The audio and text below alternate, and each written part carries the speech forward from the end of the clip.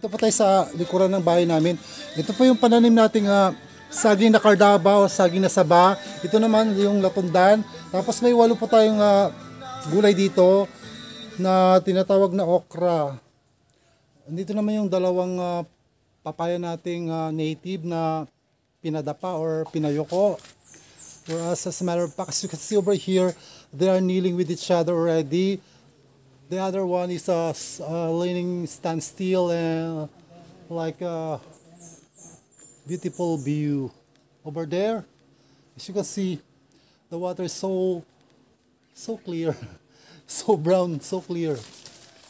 It's already an average or acceptable color of water over here sa ilog ng Dulacak. As you can see, very lucid and clear. This mountain Indian mangoes namumunga pa ng madami. Grabe oh.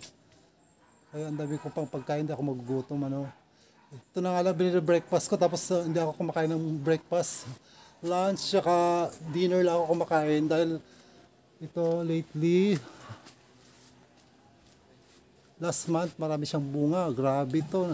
Yung mga sanga niya is nagbagsakan na nga eh. Nagkanda bali-bali. Ito yung nabaling sanga niya oh. Kasi ang daming bunga, sobrang dami. Ito pa isang pinadapang papaya natin.